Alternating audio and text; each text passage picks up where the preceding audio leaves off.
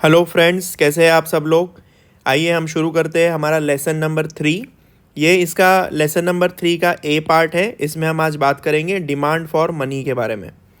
तो देखिए, demand for money का मतलब है कि मनी जो इकोनॉमी में होता है उसकी डिमांड किस चीज़ की वजह से होती है और इसकी कौन डिमांड करता है। बेसिकली मनी किस चीज़ के लिए यूज़ होगा और कौन कौन इसको डिमांड करेगा, किस पर्पज़ के लिए डिमांड करेगा, उसको हम डिमांड फॉर मनी बोलते हैं। तो जैसा हमने लास्ट लेक्चर में देखा था, मनी जो होता है एक मीडियम ऑफ ट्रांजैक्शन होता है, एक स्टोर ऑफ वैल्यू होता है और एक यूनिट ऑफ अकाउंट होता है। तो ये तीन फंक्शन में से हम जो देखेंगे कि बेसिकली जो हम देखते हैं इकोनॉमी के अंदर, एक ट्रांजैक्शन एक बहुत बड़ा मोटिव होता है मनी के लिए, कि मनी को डिमांड करने के लिए ट्रांजैक्शन एक बहुत बड़ा मोटिव होता है। तो सबसे पहले लेट अस सी कि who demands money. Okay, who कौन डिमांड करता है मनी को इकोनॉमी में। अब सबसे पहली बात तो हो जाएगी कंज्यूमर्स। कंज्यूमर्स माने हमारे आम आदमी, ठीक है। जो आम आदमी है जो कंज्यूम करते हैं डे टू डे एक्टिविटीज़ के लिए चीज़ें खरीदना, और जो भी मार्केट में जो बिकता है, खरीद और बिक्री होती है, तो उसको हम कंजम्पशन बोलते हैं। तो उसके लिए बेसिकली कंज्यूमर डिमांड जो होती है उसके लिए मनी लगता है। तो बेसिकली उसको डिमांड फॉर मनी में ये कंट्रीब्यूटिंग फैक्टर होता है। सेकंड जो मनी डिमांड करते हैं वो होते हैं इंडस्ट्रीज़। तो इंडस्ट्रीज़ या businesses, so they demand money to make investments into capital. Okay, investments करने के लिए, कैपिटल में इन्वेस्टमेंट करने के लिए उनको मनी चाहिए होता है। बिजनेस में भी वही है, to run the business they require money, they require cash flows. तो मनी डिमांड एक हमारे इंडस्ट्री और बिजनेस से भी आते हैं।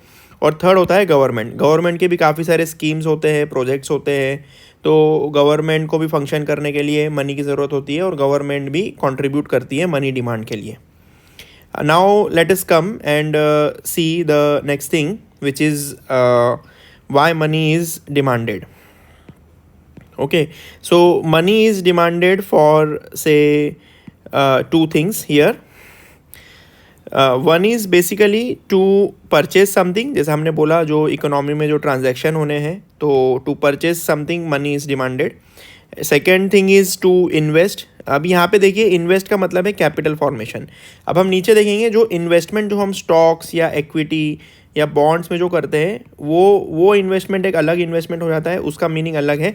लेकिन यहाँ पे इन्वेस्टमेंट का मतलब होता है कैपिटल फॉर्मेशन। जैसे आपको कोई बिजनेस करना है, कोई इंडस्ट्री सेटअप करना है, या गवर्नमेंट को कोई प्रोजेक्ट बनाना है, रोड्स बनाने हैं, हाईवे बनाने हैं, तो वो इन्वेस्टमेंट यहाँ पे वो इन्वेस्टमेंट का मतलब होता है। तो ये दोनों को हम क्लब कर देते हैं ट्रांजैक्शन डिमांड में। So basically when money is demanded to purchase something और to purchase something for capital formation which is the investment, that is called transaction motive for money demand. Okay, तो उसको हम transaction demand बोलते हैं। और एक second type की money demand होती है which is known as speculative demand, जो कि यहाँ पर है। अब देखिए, स्पेक्यूलेटिव डिमांड समझने के लिए हमको एक कॉन्सेप्ट समझना पड़ेगा जिसको हम बोलते हैं टाइम वैल्यू ऑफ मनी। देखिए, मनी का एक टाइम वैल्यू होता है। टाइम वैल्यू माने 1 rupee today is more valuable than 1 rupee tomorrow. This is the basic simple concept. यदि मैं आपके हाथ में आज 10 रुपये दूँ और मैं बोलूँ मैं आपको 1 साल बाद 10 रुपये दूंगा, तो बेसिकली आज जो आपके हाथ में 10 रुपये है, this is much more valuable than 10 rupees in the future. उसके पीछे रीज़न होता है कि money loses its value over time because of inflation. Because of inflation and other reasons money loses its value. Money की value loss होती है over the period of time. इसलिए आज 1 रुपये की जो कीमत है वो कल 1 रुपये की कीमत से ज़्यादा है, क्योंकि मनी स्लोली विथ टाइम अपना वैल्यू लॉस कर रहा है। इस कॉन्सेप्ट को हम बोलते हैं time value of money. Okay, तो यहाँ पे एक चीज़ आ जाती है, concept of interest. Because money अपनी टाइम के साथ में अपनी वैल्यू लूज़ करता है, इसलिए आप यदि किसी को आज 10 रुपये देते हैं तो फ्यूचर में आप जब उससे मांगेंगे तो आप उसको बोलेंगे कि 1 साल बाद में यू रिटर्न मी 12 रुपीज़। तो बेसिकली होगा यहाँ पे ऐसा कि यहाँ पे आप 2 rupees for 10 rupees which is 20%। 20% आप उससे 1 साल का आप उससे इंटरेस्ट ले रहे हैं। तो इंटरेस्ट का कॉन्सेप्ट यही है कि because money loses its value over time, there is a concept called interest, जिसको हम ब्याज बोलते हैं हिंदी में। तो ब्याज दर जो होता है वो यही है, वो डिटरमाइन करता है कि मनी उसका वैल्यू कितना लूज़ कर रहा है over the period of time. ठीक है, तो बेसिकली इंटरेस्ट रेट और इन्फ्लेशन का थोड़ा सा यहाँ पे संबंध आ जाता है, लेकिन इंटरेस्ट को समझने के लिए आप अभी सिर्फ इतना समझिए कि इंटरेस्ट इसलिए होता है because of time value of money. ठीक है, इसलिए हम इंटरेस्ट चार्ज करते हैं। अब इंटरेस्ट बियरिंग बॉन्ड्स होते हैं, एक ये नया कॉन्सेप्ट है interest bearing bonds. Interest bearing bonds ये होते हैं कि फॉर एग्जांपल यदि एक कोई बॉन्ड पेपर है, वो उसका फेस वैल्यू 10 रुपीज़ है और ये 1 साल का बॉन्ड है, 1 ईयर का। I am giving you a simple example. आपने आज इसमें 10 रुपये इन्वेस्ट किया और 1 साल बाद में जब आप इसको कैश करेंगे तो से आपको 11 रुपये मिलेंगे। तो यहाँ पे बेसिकली आपको ये 10% आपको बॉन्ड आपको इंटरेस्ट पे कर रहा है। तो ऐसे बॉन्ड को इंटरेस्ट बियरिंग बॉन्ड्स बोलते हैं। ये एक थियोरेटिकल कॉन्सेप्ट है, ये सिर्फ समझने के लिए है कि स्पेक्यूलेटिव मनी डिमांड क्या होती है। ठीक है, तो एक आप समझिए कि एक बॉन्ड पेपर है जो 10 रुपये जिसके ऊपर फेस वैल्यू लिखा है, आप उसको 10 रुपये में आज खरीदिए और आपको 1 साल बाद में 11 रुपये मिलेंगे, ऐसा उसके ऊपर प्रॉमिस लिखा हुआ है। तो बेसिकली 1 साल में वो आपको 10% इंटरेस्ट देने का प्रॉमिस कर रहा है। अब होगा यहाँ पे ऐसा कि देखिए मनी आपके पास में, सपोज कुछ मनी है आपके पास में, बोलिए 100 रुपीज़ है। अब ये 100 रुपीज़ से आपको कुछ आपके खर्चा पानी के लिए आपको कुछ पैसे यूज़ करने पड़ेंगे, जिसको हम ट्रांजैक्शन डिमांड बोलते हैं। तो से फॉर एग्जांपल 100 रुपीज़ में से आपको 80 रुपीज़ आपको कंजम्पशन के लिए चाहिए, आपका खाना पीना, गाड़ी, कपड़े, ये सब कुछ। ठीक है, तो उसको हम कंजम्पशन डिमांड बोलेंगे, ट्रांजैक्शन।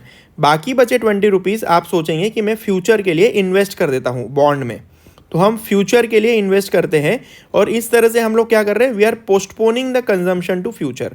मतलब ये 20 रुपये आज खर्चा न करके आप बॉन्ड में इन्वेस्ट कर देंगे, इसके ऊपर आपको कोई इंटरेस्ट मिलेगा और आप फ्यूचर में वो मनी को यूज़ कर सकते हैं फ्यूचर कंजम्पशन के लिए। जैसे फॉर एग्जांपल आप सेविंग करते हैं अपने बच्चों की फ्यूचर की पढ़ाई के लिए, या फ्यूचर में कोई मेडिकल का खर्चा आएगा, कोई हॉस्पिटल इमरजेंसी आएगी, उसके लिए हम लोग सेव करते हैं और future consumption, basically future consumption के लिए हम वो मनी को सेव कर देते हैं बॉन्ड्स में या किसी भी तरह में। ठीक है, तो अब यहाँ पे क्या हो गया, डिमांड फॉर बॉन्ड्स आ गई। जैसे आप अब जैसे 20 रुपीज़ यहाँ पे एक बंदा डिमांड कर रहा है बॉन्ड्स के लिए कि मुझे 20 रुपीज़ के बॉन्ड्स चाहिए, तो बॉन्ड की डिमांड आ गई। अब सिंपल चीज़ है, जब बॉन्ड जितना ज़्यादा इंटरेस्ट रेट पे करेगा उतना ज़्यादा मनी को होल्ड करना महंगा हो जाएगा, right. If you are holding money, if you are holding cash with you and if the interest rates are high, then you will lose more money within future, right. तो इसलिए bond की demand बढ़ती है जब interest rate increase होता है। क्योंकि देखिए अब जैसे मैंने इस यहाँ पे आपको बताया कि 10% इंटरेस्ट रेट है। अब इमेजिन कीजिए यदि ये इंटरेस्ट रेट 20% होता, मतलब यहाँ पे 11 रुपये की जगह पे वो बोलता है कि हम आपको 12 रुपये देंगे। ठीक है, तो क्या हो गया, इंटरेस्ट रेट इंक्रीज हो गया। अब ऐसा यदि बॉन्ड है जो आपको फ्यूचर में 12 रुपये देने वाला है, तो नेचुरली उसका डिमांड इंक्रीज हो जाएगा बॉन्ड का। मतलब ये है कि इंटरेस्ट रेट जब इंक्रीज होता है तो बॉन्ड का डिमांड भी इंक्रीज होता है, and vice versa. Interest rate यदि कम हुआ तो बॉन्ड का डिमांड भी कम हो जाएगा। जैसे इस एग्जांपल में यदि यहाँ पे हमने कहा कि आपको 10 रुपये के बॉन्ड के लिए आपको फ्यूचर में 10.5 ही रुपीज़ मिलेंगे, मतलब यहाँ पे इंटरेस्ट रेट हो गया केवल 5%, तो यहाँ पे बॉन्ड का डिमांड कम हो जाएगा। इसीलिए इंटरेस्ट रेट जब कम होगा तो बॉन्ड का डिमांड भी कम होगा, दे आर डायरेक्टली प्रोपोर्शनल। और मनी जो है, जो आप मनी जो होल्ड कर, देखिए अब आपके पास में यहाँ पे चॉइस है। जैसे मैंने यहाँ बताया ये 20 रुपीज़ आप चाहे तो कंज्यूम कर सकते थे या तो बॉन्ड में इन्वेस्ट कर सकते थे। तो बेसिकली ये जो डिमांड फॉर मनी हो गई, demand for money as in speculative demand बोलते हैं हम इसको, इसी को हम स्पेक्यूलेटिव डिमांड फॉर मनी बोलते हैं। कि जो demand for money which is apart from your transaction demand, ये इसका उल्टा हो गया, ठीक है ना। It is a reverse of this, क्योंकि बॉन्ड का डिमांड बढ़ेगा तो मनी का डिमांड कम हो जाएगा, और बॉन्ड का डिमांड यदि कम हुआ तो मनी का डिमांड इंक्रीज हो गया। They are the reverse of each other, ठीक है। तो इसी को हम स्पेक्यूलेटिव डिमांड फॉर मनी बोलते हैं। अब आपको यहाँ पे एक ही चीज़ ध्यान में रखनी है कि जैसे जब हमारा बॉन्ड प्राइस इंक्रीज होता है तो डिमांड फॉर बॉन्ड डिक्रीज हो जाता है, राइट। क्योंकि किसी भी चीज़ का यदि प्राइस बढ़ेगा तो उसका डिमांड कम हो जाएगा ना, ये तो नेचुरल डिमांड लॉ है। उसके बाद में यदि इंटरेस्ट रेट्स इंक्रीज होते हैं तो डिमांड फॉर बॉन्ड इंक्रीज़ होता है। जैसे हमने यहीं पे देखा, यहाँ पे हमने देखा ना कि जब इंटरेस्ट रेट्स इंक्रीज़ हुआ तो डिमांड फॉर बॉन्ड्स भी इंक्रीज़ हुआ। अब ये दो रिलेशन से आपको क्या मिल रहा है, देखिए, जब बॉन्ड प्राइस बढ़ रहा है तो डिमांड फॉर बॉन्ड डिक्रीज़ हो रहा है, जब इंटरेस्ट रेट इंक्रीज़ हो रहा है तो डिमांड फॉर बॉन्ड इंक्रीज़ हो रहा है। इसका मतलब ये है कि बॉन्ड प्राइस और इंटरेस्ट रेट एक दूसरे को इन्वर्सली प्रोपोर्शनल है, राइट। आपको बस ये आइडेंटिटी याद रखनी है कि bond prices are inversely proportional to interest rates. माने ये है कि इकोनॉमी में जब इंटरेस्ट रेट, जिसको हम आर से डिनोट करते हैं, यदि इंक्रीज होगा तो बॉन्ड प्राइजेस डिक्रीज होंगे और डिमांड फॉर मनी भी डिक्रीज होगी, राइट। बिकॉज जब इंटरेस्ट रेट्स यदि इंक्रीज हो रहे हैं तो बॉन्ड का डिमांड इंक्रीज हो रहा है और मनी का डिमांड डिक्रीज हो रहा है। और ये मनी को हम MS बोलते हैं यहाँ पे, स्पेक्यूलेटिव डिमांड, ठीक है, ये स्पेक्यूलेटिव डिमांड है। तो ये था about speculative demand for money and transaction demand for money. तो अगले लेक्चर में हम देखेंगे मनी सप्लाई के बारे में।